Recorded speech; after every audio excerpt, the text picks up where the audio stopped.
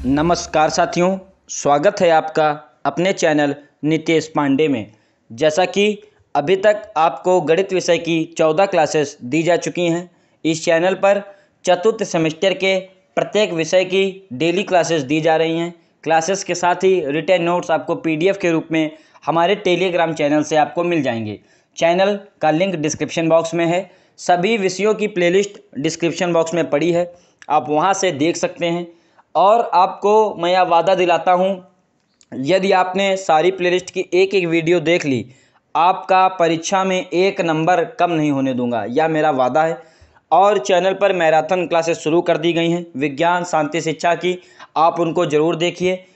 100% marathon class से पूरा paper फंसेगा। आज या समलंब और वृत्त की क्लास है, पूरी क्लास देखिए, आपका एक डाउट इस टॉपिक से नहीं रह जाएगा। अभिषेक सर के द्वारा हैंड रिटन नोट्स के साथ प्रॉपर क्लास आपको दी जा रही है। पीडीएफ के लिए आप चैनल से जुड़िए। चैनल पर नए हो, चैनल को सब्सक्राइब करें, वीडियो को लाइक करें और शेयर करें। अब आप अभिषेक सर के साथ पढ़िए। साथियों, आपका स्वागत है आपके अपने चैनल नितेश पांडे में। साथियों, डीएलएड 4th सेमेस्टर की इस गणित की क्लास में अभी तक आपने 14 क्लास देखी हैं, जिसमें मैं 14 यूनिट तक कवर कर दिया है मैंने। अब आज की इस वीडियो लेक्चर में मैं यूनिट 15 करूँगा, जिसमें ये यूनिट 15 आपका समलंब का क्षेत्रफल से रिलेटेड है। तो आपकी ये छोटी छोटी यूनिट्स हैं, इनको आप ध्यान से देखिए। 2-3 यूनिट हैं, आज वो 2-3 ख़त्म हो जाएंगी। आपका सिलेबस भी ख़त्म होने वाला है बस।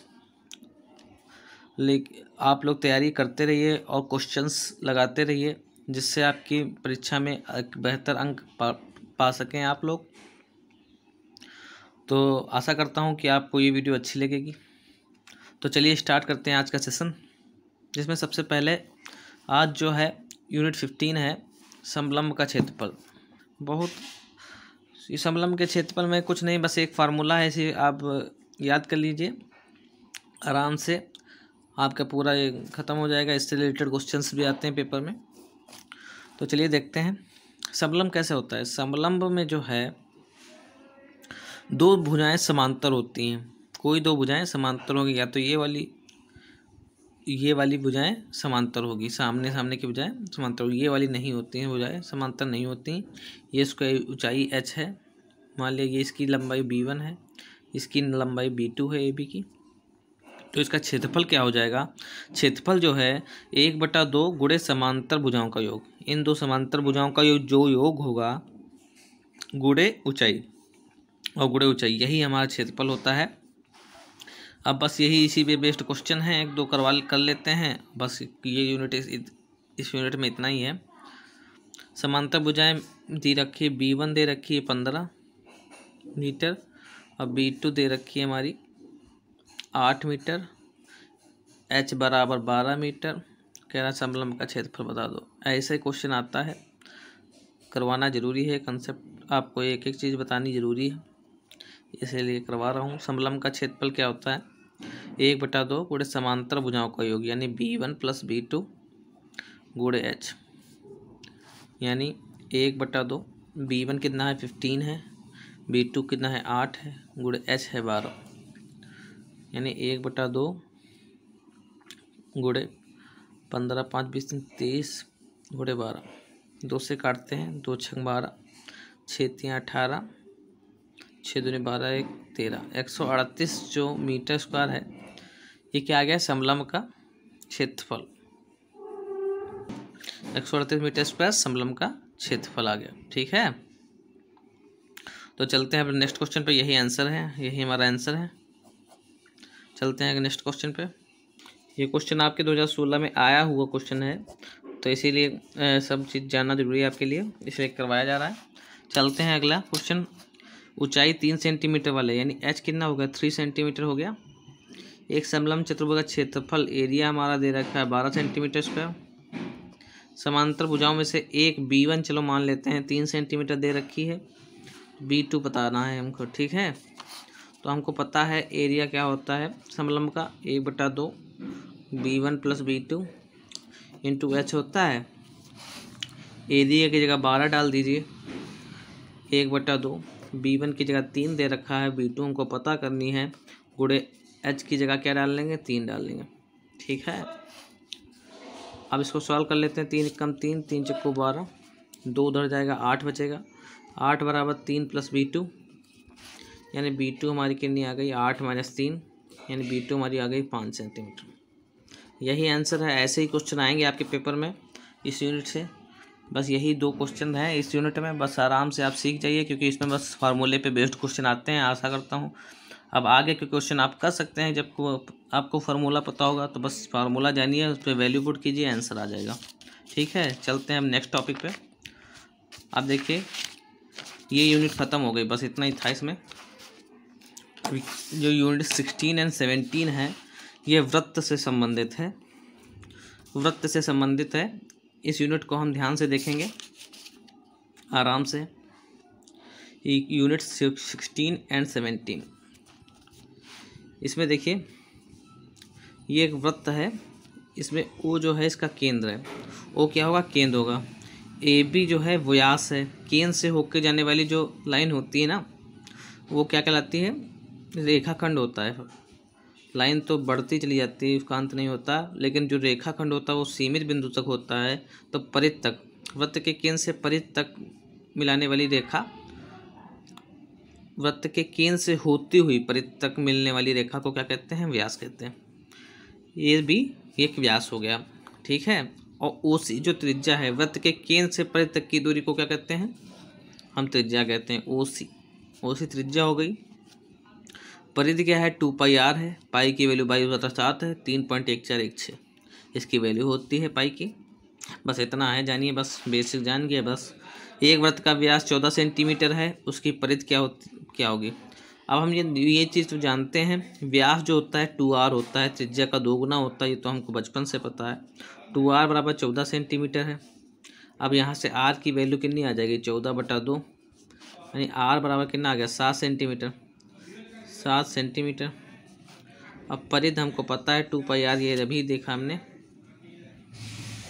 परिध बराबर 2πr, यानी 2 × 22/7 × 7, तो 22 दूना 44 सेंटीमीटर इसकी परिध हो जाएगी। बस सिंपल ऐसे ही क्वेश्चन आते हैं आपके पेपर में, जो पेपर को आपको आसान बनाते हैं, लेकिन ये ज़रूरी है जानना हमको इन सब क्वेश्चंस को। अगला क्वेश्चन देखते हैं। एक वृत्ताकार तालाब का परिमाप 132 मीटर है, इसका व्यास ज्ञात कीजिए। ठीक है, एक वृत्ताकार तालाब का परिमाप 132 मीटर है, इसका व्यास ज्ञात कीजिए। अब भाई वृत्ताकार तालाब कैसा होता है, ऐसा होता है ना, वृत्ताकार तालाब ऐसा होता है। परिमाप जो है 132 मीटर। परिमाप भाई क्या होगी, इसकी परिधि तो होगी, चारों तरफ परिमाप होगा तो उसकी परिधि तो होगी, यानी परिधि हमारी 132 मीटर है। परिमित हमारी 132 मीटर है। 2πr की वैल्यू कितनी, 132। 2 × 22/7 × r बराबर 132। अब काट पीट देते हैं। r की वैल्यू क्या आ जाएगी, 132 × 7/2 × 22। तिरछी गुणा कर दिए हैं, ये 7 ऊपर चला जाएगा, ये 2 × 22 नीचे आ जाएगा। अब काट पीट देते हैं, 2 से काटते हैं, 2 1 कम 2, 2 1 कम 2, 2 6 12, 2 6 12, ठीक। 11 कम 11, 11 छक्का 66, 2 1 कम 2, 2 3 6, यानी 3 × 7। आर की वैल्यू क्या आ गई, r बराबर 3 × 7, यानी r बराबर 7 × 21 हो जाएगा, 21 मीटर। ठीक है, अब जो व्यास हमसे पूछ रहा है, क्या पूछ रहा है, व्यास जो होती है 2r, व्यास क्या होता है 2r, व्यास मतलब 2 × 21, यानी 42 मीटर जो है इसका व्यास हो जाएगा, 42 मीटर। ठीक, ध्यान दीजिए, 42 मीटर इसका व्यास हो जाएगा। बस सिंपल r की वैल्यू निकाल ली, उससे व्यास हम निकाल लिया, यही इसका आंसर है। चलते हैं नेक्स्ट क्वेश्चन पे। अब यहाँ से वृत्त का क्षेत्रफल क्या होता है, πr² होता है, ये आप ध्यान रखिएगा, इसी पे बेस्ड क्वेश्चन होंगे। एक वृत्ताकार फर्श का क्षेत्रफल 66 वर्ग मीटर है, फर्श का व्यास, एरिया जो है इसका वृत्ताकार का 66 वर्ग मीटर है। अब हम जानते हैं वृत्ताकार फर्श का क्षेत्रफल कितना होता है, πr² होता है। πr² जो है 66 आ गया, यानी r² क्या हो जाएगा, 66/π, ये अपॉन में आ जाएगा ना, यानी 66 22/7 आर पाई की वैल्यू होती है। ठीक है, 22 से काटते हैं, 22×3=66। अब क्या आ जाएगा, 3/1/7 आएगा, ये वाला ऊपर चला जाएगा, यानी आर स्क्वायर की वैल्यू कितना आ जाएगा, 21। ठीक है, अब देखिए आर की वैल्यू क्या होगी, √21। √21 का मान निकालेंगे, इसका कुछ निकलेगा नहीं, आर √21 ही आएगा। तो व्यास जो होता है 2r होता है, 2 × √21, यही आंसर है आपका, 2 × 21 मीटर, यही आंसर, बस सिंपल यही है। बस फार्मूले में वैल्यू पुट करनी है आपको और आंसर आपका आ जाएगा। ठीक है, अब ये देखिए, घास के मैदान में एक खूंटे से बंधी एक गाय 14 मीटर दूरी तक चल सकती है, वह कितने क्षेत्रफल की घास चल सकती है। घास के मैदान में एक खूंटे से बंधी एक गाय 14 मीटर दूरी तक चल सकती है, वह कितने क्षेत्रफल तक की घास चल सकती है। अब भाई देखिए, ये देखिए ये खूंटा है, ठीक है, इससे जो है ये 14 मीटर तक की इसकी गाय यहाँ पे बनी है, कोई गाय समझ लीजिए, ये इसकी दूरी 14 मीटर खूंटे से बनी है और 14 मीटर तक चल सकती है। इसका मतलब ये ऐसे ऐसे 14 मीटर तक जितनी त्रिज्या तक चल सकती है। ठीक है, आप थोड़ा बड़ा बन गया, आप समझ जाइएगा कि इतने इतने भाई गाय में खूंटा बना है तो ये इतने इतने मीटर तक चल सकती है, चारों तरफ 14 मीटर तक। ठीक है, वह कितने क्षेत्रफल की घास चल सकती है, तो भाई ये इतनी क्या हो गई, ये आर हो गई, आर जो है 14 मीटर आ गया। कितने क्षेत्रफल, यानी वृत्त का क्षेत्रफल बस पूछ रहा है, वृत्त का क्षेत्रफल वह कितने घास चल सकती है, बराबर घास चल सकती है बराबर वृत्ताकार क्षेत्र का क्षेत्रफल, क्षेत्र का क्षेत्रफल, वृत्ताकार क्षेत्र का क्षेत्रफल पाई आर स्क्वायर, पाई की वैल्यू 22/7, आर की वैल्यू 14, 14 × 14, 7 से काटिए, 7 दूनी 14, 14 दूनी 28 × 22, गुणा कर लीजिए 28 × 22 की, 2 × 8 = 16, 2 × 2 = 4, 1 5, 6 5 6 5 6 के 5 11, 5 1 616 वर्ग मीटर तक ये चल सकती है। ठीक, वह कितने क्षेत्रफल की घास चल सकती है, वह 616 वर्ग मीटर तक की घास को चल सकती है। तो ये भी यूनिट इसमें ही है, आसान है। ये 3 यूनिट आपकी ख़त्म हो गई, क्योंकि इसमें कुछ है नहीं, केवल पेपर में क्वेश्चन उससे वैल्यू पुट करना है, आप पुट कर लेंगे और वैल्यू आप एक बस आप कंसेप्ट जानिए, बाकी तो क्वेश्चन आप कर ही लेंगे। ठीक है, अगला क्वेश्चन देखते हैं। अगला क्वेश्चन कुछ इस प्रकार है, दो वृत्तों के क्षेत्रफलों में 1:4 का अनुपात है, उनकी व्यास का अनुपात होगा। थोड़ा डिफरेंट क्वेश्चन है, इसलिए करवा देते हैं। ये दो वृत्तों के क्षेत्रफलों में 1:4 का अनुपात, उनकी व्यास का अनुपात होगा। मतलब A1 जो A2 है, ये दो क्षेत्रफल हैं, तो इनका जो होगा क्षेत्रफल πr1² πr2 इसका स्क्वायर ये होगा। उनकी व्यास का अनुपात यानी हम 2r1/2r2 निकालना है, बात वही है। ठीक है, क्षेत्रफलों में क्या अनुपात है, 1:4, 1:4 = पाई पाई काट देंगे हम, r1 का स्क्वायर r2 का स्क्वायर। ठीक है, r2 का स्क्वायर, तो r1/r2 क्या हो जाएगा, यहाँ पे स्क्वायर है दोनों साइड, जब उधर r1/r2 केवल निकालेंगे तो इसका अंडर रूट हो जाएगा, यानी r1/r2 क्या आ जाएगा, 1/2, यानी r1 की वैल्यू 1 हो जाएगी और r2 की वैल्यू 2 हो जाएगी। ठीक है, यानी 2r1 क्या हो जाएगा, व्यास जो होता है 2 गुना होता है ना त्रिज्या का, तो 2 हो जाएगी, 2r2 की क्या हो जाएगी, 2 × 2 यानी 4।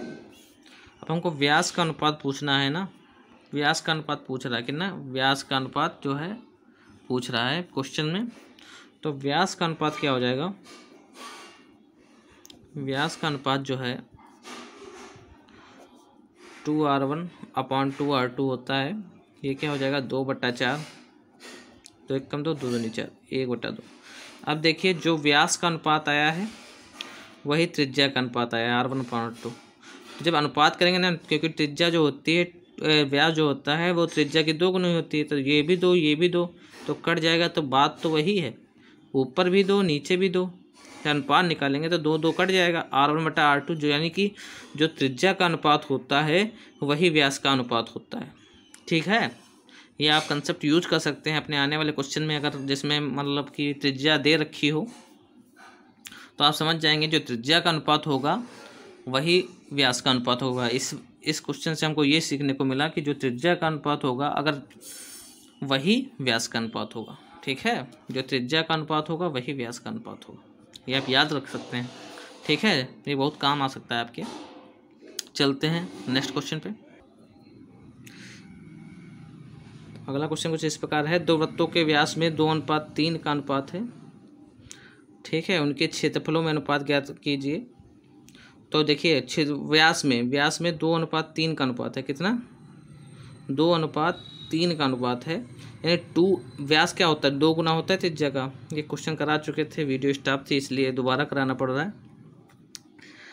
दो वृत्तों के व्यास में 2:3 का अनुपात है, यानी 2R1/2R2 कितना है 2/3, क्योंकि व्यास जो है त्रिज्या का 2 गुना होता है, तो 2R1/2R2 कितना है 2/3 है। 2 से 2 काट देंगे तो कितना बचेगा 2/3। R1/R2 की वैल्यू, इसका हमने R1/R2 की वैल्यू 2/3 आ गई। अब इसका होल आप इसका निकालेंगे तो 4/9 हो जाएगा। ठीक है, अब A1/A2 क्या होता है πR1² पाई से पाई काट देंगे, यानी R1/R2 का होल स्क्वायर हो गया, और R1/R2 की होल स्क्वायर का हमने वैल्यू निकाली है 4/9, तो इसका एरिया का अनुपात क्या हो जाएगा 4/9।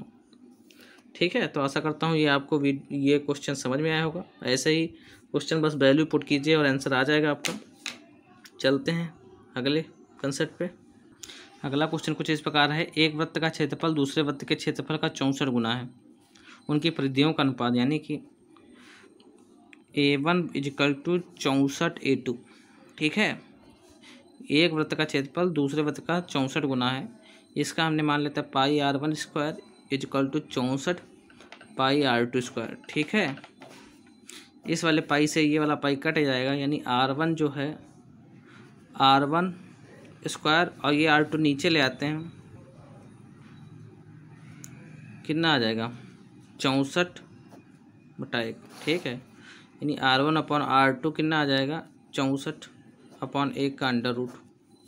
ठीक है, जब स्क्वायर जो है उधर जाएगा तो अंडर रूट में बन जाएगा, तो R1/R2 की वैल्यू कितनी आ जाएगी 8/1। ठीक है, यानी पहले वाले वृत्त का त्रिज्या 8 है, दूसरे वाले वृत्त की त्रिज्या 1 है। ठीक है, परिधियों का अनुपात क्या होता है, परिधियों का अनुपात